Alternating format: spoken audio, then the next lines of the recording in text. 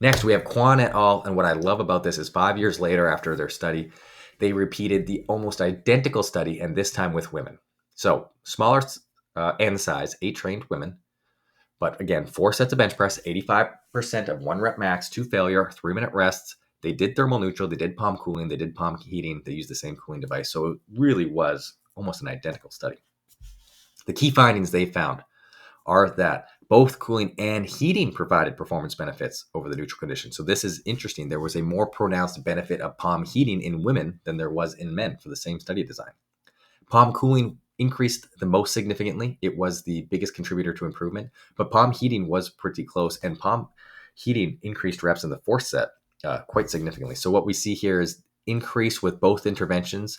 Palm cooling was roughly 17% improvement in volume, and palm heating was roughly 13%, but both statistically significant. So let's take a look at the diagrams here.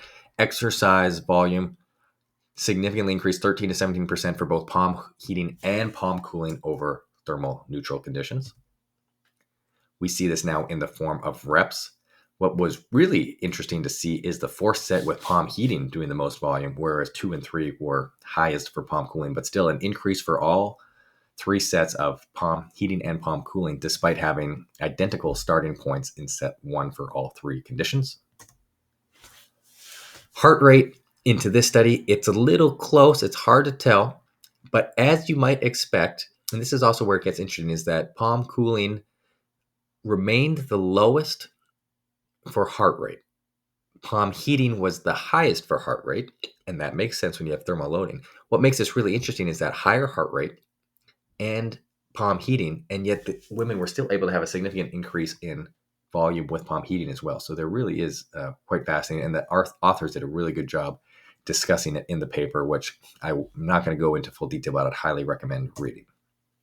So the conclusions by the authors are that in female lifters, both cooling the palms and heating the palms between sets significantly improved work.